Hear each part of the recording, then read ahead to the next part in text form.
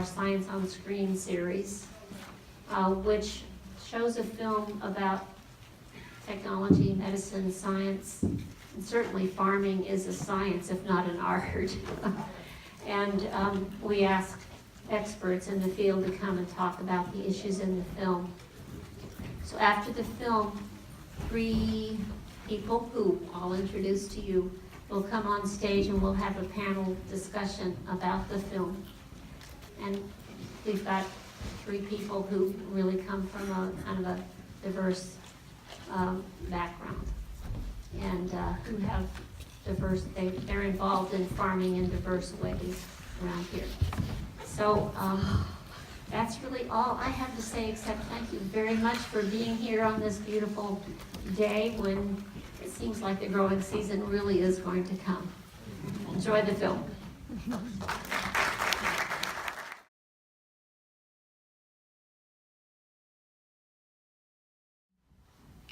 Hi, my name is Harrison Bardwell. I'm 22 and I run a 15-acre diversified vegetable farm in Hatfield, Mass.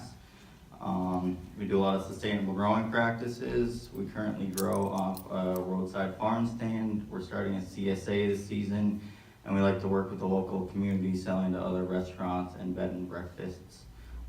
Just to give you a little background, our farm was established in 1685, so we go back quite a while. And I'm the new owner of the farm. It kind of got retired when my grandfather retired, and I picked it back up about 6-7 years ago and started my own business. So. That's impressive. Margaret. I'm Margaret Christie. I'm the Special Projects Director at Whately. I mean, not at Whately, at CISA. Community involved in sustaining agriculture. I live in Whately. I do a lot of different things at CISA, some of our program planning, some of our work kind of connecting farmers and buyers, so working with distributors, thinking about processing, thinking about financing for farms. And I'm sorry if I'm doing something that's making that noise. Okay. All right. My family and I grow a lot of the food that we eat at home, so we grow our meat, we grow vegetables, we grow fruit, we have dairy growth, so we produce milk, but we have some of the complexity that we saw in that movie on the most tiny and not, make or break kind of scales, and without the lovely design. I want to ask each of our panelists to say something or some things about the film, what your thoughts were. We'll just start there. Missy? Let's see, well, what I can relate to that film is the complexity of working with like a dream and a vision and people, and then all these other factors that just are out of control and create this puzzle that just really requires us to be dynamic and resilient with our plan. So I relate to that with the farm. Definitely smaller scale. Yeah, I think this movie is probably the best example I've ever seen of a fully functioning diversified vegetable farm, or diversified farm in general. I think it's any diversified farmer's dream that probably will never come true unless you can get that far. I think this movie shows a lot of the ups and downs that especially new beginner farmers, but farmers who have also been farming for 40 years deal with on a daily basis. The struggles and the rewards, the hard days of the animals getting killed versus the babies being born. And also just showing that love of nature and that excitement and just the beautiful aspect of what farming is as a whole. And I think this is the best way to show it. This movie represents that the best, and it's definitely something I dream about at night to be able to achieve. So it's cool. I relate to it a lot. A very well put out film, and I think any farmer would like to be in their shoes. It's cool. Thank you. I sort of wanted to ask the audience what like, what did you all see going on? I guess my question is, what helped that farm get started that most farms don't have? Money, Yeah. And money, from an outside source, which clearly most farms don't have. And on the other hand, I think there is a role for community investment and community support in allowing farms to overcome the huge challenges that they face in a food system that really isn't designed to support, that kind of agriculture. And asking farmers to fix that all on their own is a pretty big challenge, since they didn't, create the forces that make it really hard to do that. So I think that balance of, on one hand, it is not realistic that everybody could have that kind of money supporting their startup, and on the other hand, how do we provide some support so that farms can get, begin to chip away at that? That's a really big question, I think, for all of us to be asking ourselves. A question for you. Do we in Massachusetts, New England, need to deal with the kind of natural disasters, droughts, fires, etc., that California and other places seem to have, or we just have different kinds of challenges? Both of you, yes. Yeah, across the world, farmers deal with a lot of natural disasters on a daily basis. You can look at this past season with the excessive amount of rainfall we had day after day, week after week, that really sadly destroyed a lot of crops in the valley and farmers' livelihoods. You can look, I think it was 3 or 4 years ago now, the big drought we had, which really, on the other side, did the same thing. Made it hard to water our crops so they could survive, just like we need water to survive. So whether it's something as big scale as, excessive droughts or excessive rainfall, I think on a daily basis, there's always struggles that we're facing with anyways, whether it's the tire blows out on your tractor, or the animals get loose or something, or you find the disease that hits your tomatoes first in the season. So it's adapting and overcoming those things. It's like my grandfather always said, you're at the mercy of Mother Nature. She's your boss.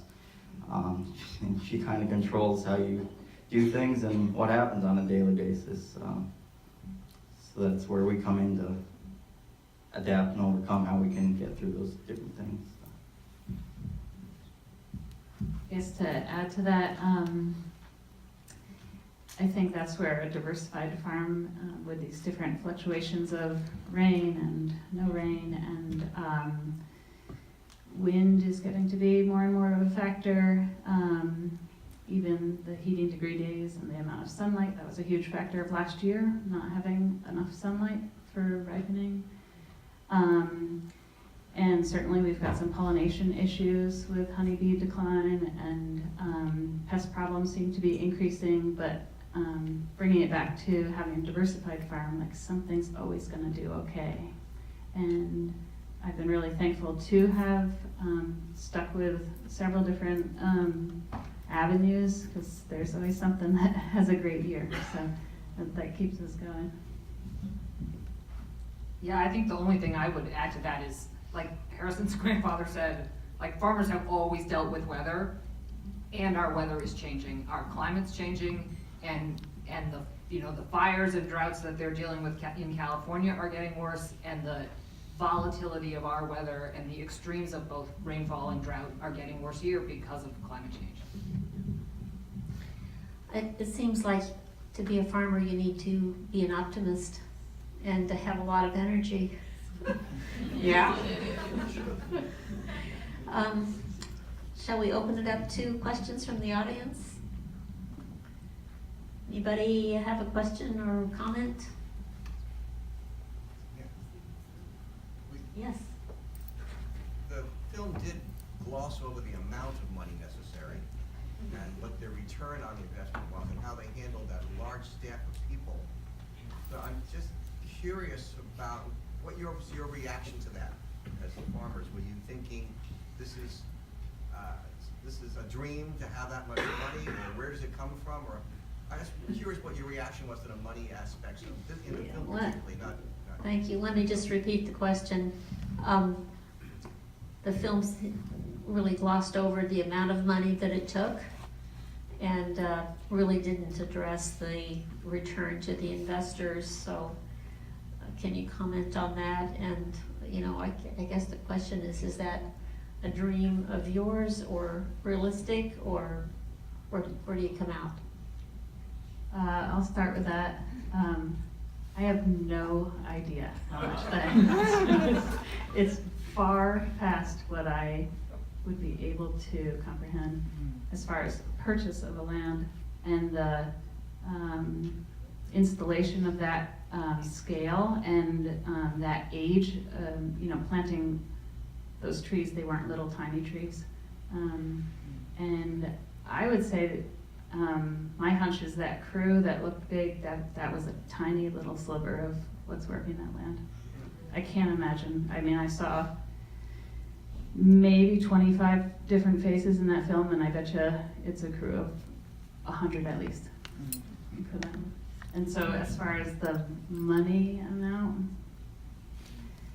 I mean, I'm like $3,000 in a pickup truck is what I started with 16 years ago.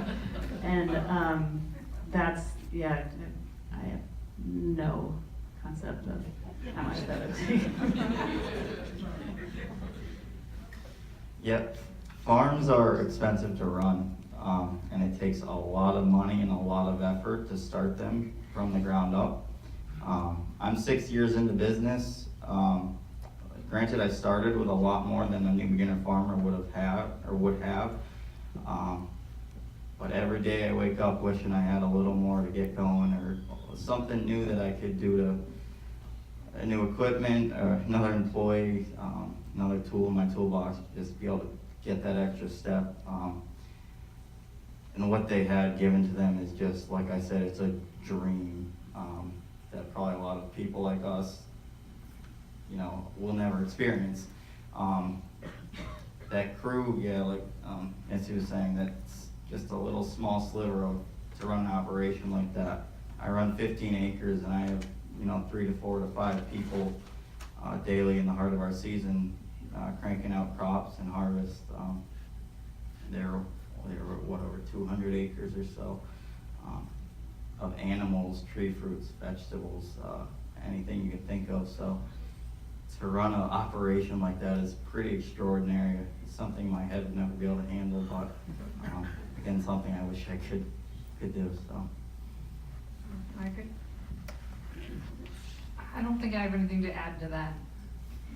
I'm curious about your success in finding people who want to work on your farms and who you can afford to pay. Is it hard to find people?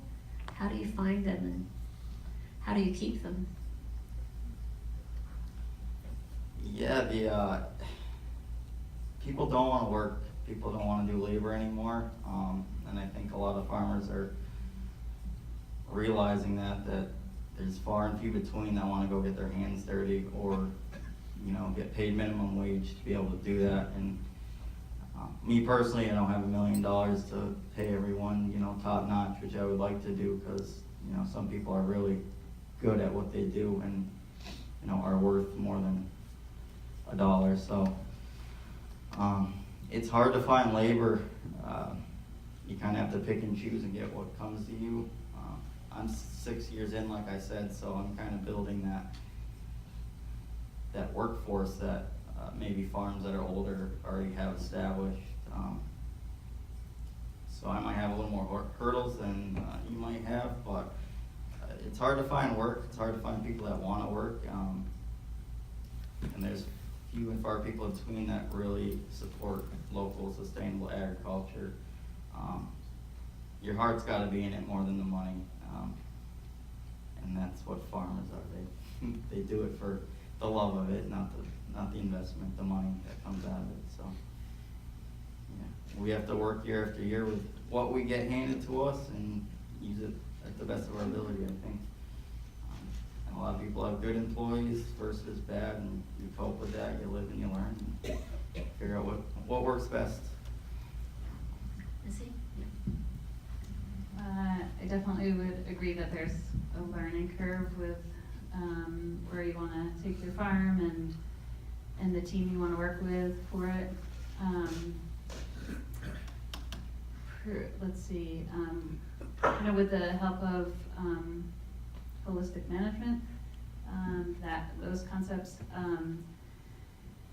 My farm started really thinking about like triple bottom line, so not just financial but social and environmental as well, and basically coming up with a holistic goal and saying, all right, if we can't do it, meeting these three things, let's bail. So that was like kind of like when we finally jumped 2 feet into it, and we realized it took a lot of energy to have employees, new employees every year, and so we started really investing in how to keep employees. And the crew is 18 now, with my business partner and myself included, and all returnees, which I'm really proud of, and I feel like the team keeps developing each year. We're a little rusty with hiring, which is sort of the opposite, but I think that as a farm gets more and more established, and certainly with our goal of retention of employees, and trying to provide as much year-round work as we can, it's been a game changer for us as far as how our business has been able to evolve with people who are invested in and willing to stay, and yeah, filtering the money back as best as we can and making smart choices is part of the puzzle. So. Yeah. I want to really call that out, because I think labor is an enormous challenge for farmers in Massachusetts and across the country. And I think that focus that Missy and Casey and their farm have put on how do we build a system that can keep people is unusual and commendable and hard. So. And I guess the other thing, kind of combining the last question and this one, the question about money and investment, most of us are not able to reach into our pockets and say, I'm gonna fund, a farm that's gonna really do things differently and think about the ecological relationships and be able to put them in place the way they were on the screen. Like, most of us can't do that. But in fact, we are, through our tax dollars, making investments in one kind of farming over another, and at the moment in the United States, we're not recognizing at the federal level our reliance on immigrant labor in general, in the big picture, to plant and harvest our food, and creating an immigration policy that acknowledges and respects those workers. And so that's a place where again, all of us can't reach into our wallets and fund something, but we do have an impact on the kind of policies, or we can try to have an impact on the kind of policies that our government implements, and they do impact farms every day. Just one more comment about that. And another way of that, like reaching into the pockets, like maybe it's not big dollars there, but if they're heading right locally to buy food, it's immensely supportive for our farms. And just making that sort of conscious consumerism step to eat locally is absolutely vital. And supporting CISA, CISA has been really instrumental in not only the buy local campaign of making sure everybody knows where to buy locally, but providing a lot of professional development opportunities. So, like, for instance, just that we can be developing in so many aspects of the business through the workshops that CISA offers. It's really been exceptional. So I feel like that's the way that, if your pockets aren't that deep, they're still deep enough that you still have to eat, and so, like, it's been really amazing to see farmers markets bloom, I think directly because of CISA sharing where they are and markets, some market management really being progressive in and innovative in getting people to market to have a really fun atmosphere and create community, which is like another benefit of buying locally. Thank you. Now there's, right here. Yeah, just curious, what's your advice for a young person wanting to get into farming? So what's your advice for a young person? Let's get into farming. That already wants to get into farming, keep going, and then that hasn't yet is get into food.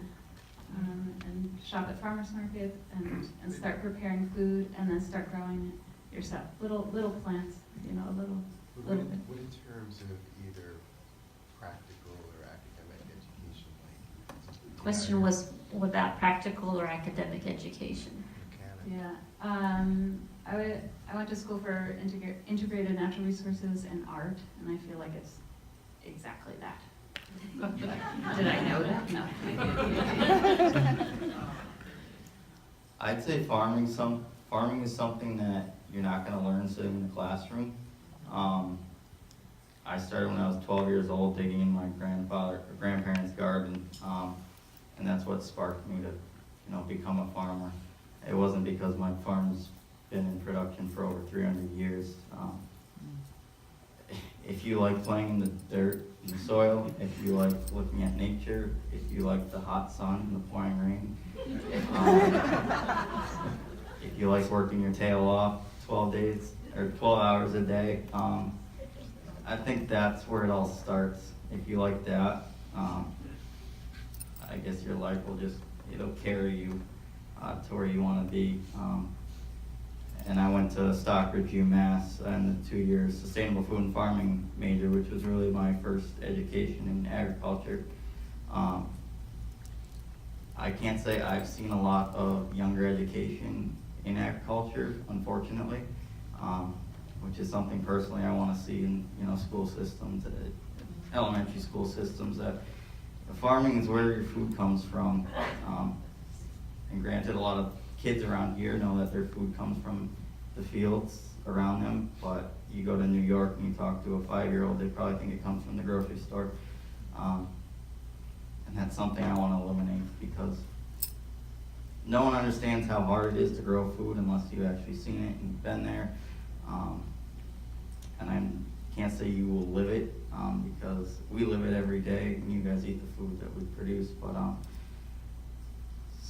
like I said, starting with your hands in that soil and carrying it from there, I think is your best way to know if you're really gonna like it or not. And I'd say farming is definitely not for everyone. I've met people that gung-ho about getting their hands dirty and working a killer week, and they don't come back the next season. But yeah, we need farmers, so if you want to farm. We need food. Yeah. Margaret, you want to speak to that? No, I think those were good answers, and I think one of the, I guess I am speaking to it now, but I think one of the assets we have in the Pioneer Valley related to farms is that there are a lot of farms that people can work on, and there are farms that provide great training to to people who are working there, and people are able to move up in management, and then if they eventually found their own farm, they've got a lot of skills, not only in knowing how to plant and how to weed, but knowing how to manage people and knowing a little bit about the finance, how the financial management and that kind of thing. And those are huge assets to come in with. So in addition to really good, more formal programs like Stockbridge, like Hampshire College, we also have some really good informal training and opportunities, which is great. Some of it provided by CISA, I'm sure, yes. The question is how to support diversified agriculture on a really big scale. Do you have an answer? You don't want a large scale diversified vegetable farm that's 4,000 acres or something. You want 1 million farmers that are growing on 15, 20 acres. And what that does is bring more people into your community that are growing food. So your food's traveling less because you have more farmers in a centralized area. The other, needs for a farm will arise because the demand is there. And I'm no expert on, the future of farming, but from everything I've been taught and learned and, heard in the past 6 years is that the more farms we have, the better. The more farms closer to communities, the better. There's reasons they're trying to put factory farms in the middle of cities because the food's not traveling, hundreds of miles to get to their plate. Because it's more sustainable to grow and purchase the food that's grown in your back door versus, the food that's grown in California. So to me personally, I don't think large scale diversified vegetable farms should be a thing. I think the small scale diversified vegetable farm is what's gonna be the future of, food. And that combats with climate change, and that whole picture of, taking the travel out of it and bringing people closer together and really being able to build those ecosystems that you saw in this movie that, should exist on a daily basis. This is how everyone should be farming. And it's not easy. And, we till the land year after year because it's easy. It's easier. That's how they've, that's how they've developed agriculture to make it easy to produce more food for, the growing population we have. And it's easier to plant a seed into that and grow it. This is not easy, but this is what's gonna create the future for agriculture and the earth that we live on. So. Missy, you have a comment? I guess I just want to put a plug in for any bit of lawn space can be a little mini farm, and the thought that every time you or your kids or your neighbors or anyone is walking by a little piece of lawn, they could be grabbing a handful of berries or some cherry tomatoes, or it doesn't have to be just like dish it off to us as farmers, but like take it on to grow some food. And I think that all sort of wraps up into the value of the food system.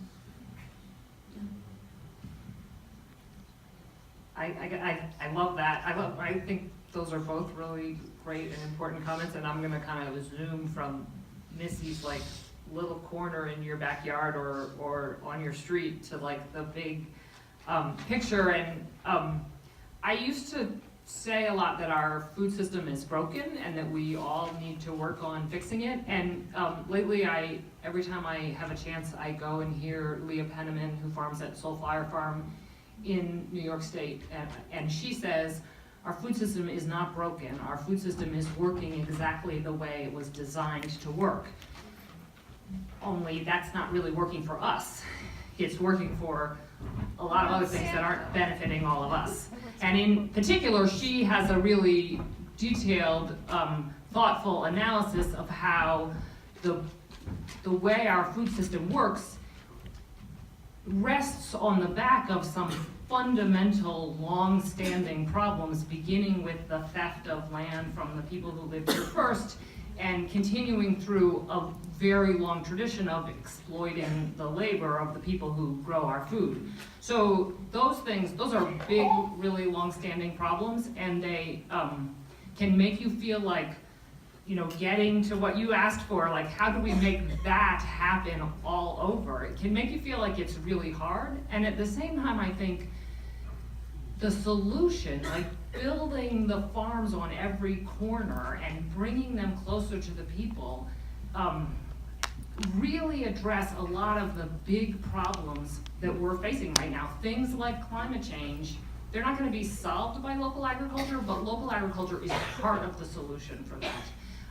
Things like income inequality and how do we have better schools where kids are well fed enough that they can learn in school. All of those things can be helped by a food system, a local food system that is designed to support communities and community health and the health of all the people who live here. And so a lot of people are inspired to try to work on that because those are, you know, just like the movie was sort of this beautiful picture of what things could be, building the picture that Harrison and Missy are painting of small, diverse local farms is a really beautiful picture of how not only can we build more ecological health, but we can build more community health. So I think lots of people want in on making that happen, and that's why we have a chance of doing it.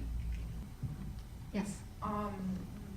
My name's Julie and I'm 13. We have a 2,500 square foot community garden, or what is supposed to be a community garden, and we just can't maintain all of it with our busy schedule, and we're wondering how we can have some of it and how we can get our neighbors involved in gardening their own food out of a small portion of our backyard that we can't maintain.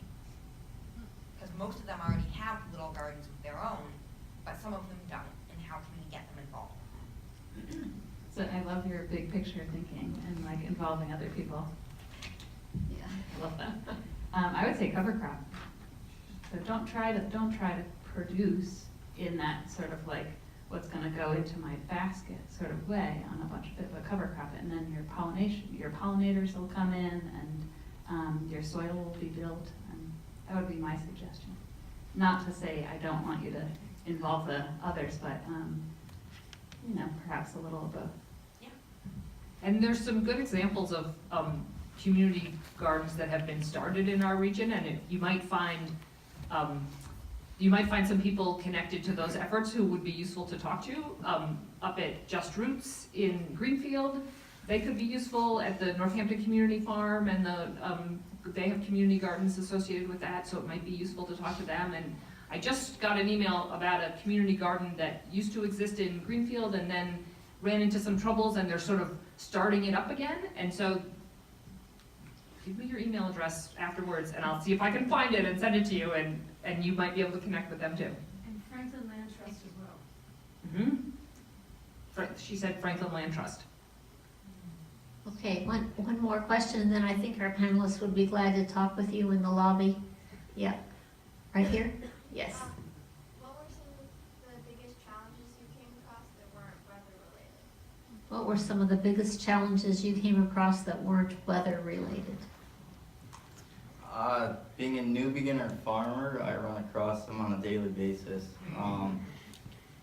You know, it's anything, like I said before, like your tire blowing out on your tractor. You know, I need that tractor every day to get the work done that I need to get done.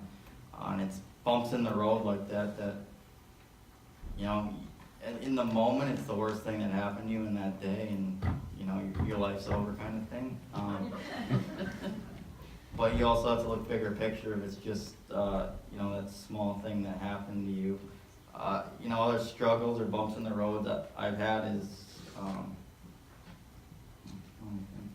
you know, employees have been a big issue for me in the past couple of years, is finding that right person that can do what I need to get done, and, you know, hope they're gonna come back next year kind of thing. Money is a big issue with, especially a new beginner farmer that just doesn't have a lot of it, and is starting with not as much as a 16-year-old farm has. Not having the markets that, you know, a 40-year-old farm has. But I'm now in my 6th season, kind of, you know, getting used to the daily and weekly and monthly routines of how the farm runs, and putting it as a mental note now. So from years to come, when the tire blows out on the tractor, or when, you know, my plants get a disease in the field, I'm gonna know what to do, or at least have a better idea of, you know, how to fix it. And I think they always call farmers the jack of all trades. You might not be good at one specific thing, but you know how to do a little of each, and it gets you by. So, you know, farming's really adapt and overcome to your situation. Missy? injury, I don't know if we mentioned that, but, just while working, post hole digger head, slicing the thumb open, like just bad news, injuries can happen, and as much as we try to prevent them, that's when we're very actively using our bodies, that's always a risk. We try to do as much as we can with preventative care. The sun is a huge factor. That's weather-ish, but that's, we're very exposed to the sun. That's great. All right, well, thank you. I want to thank our panelists.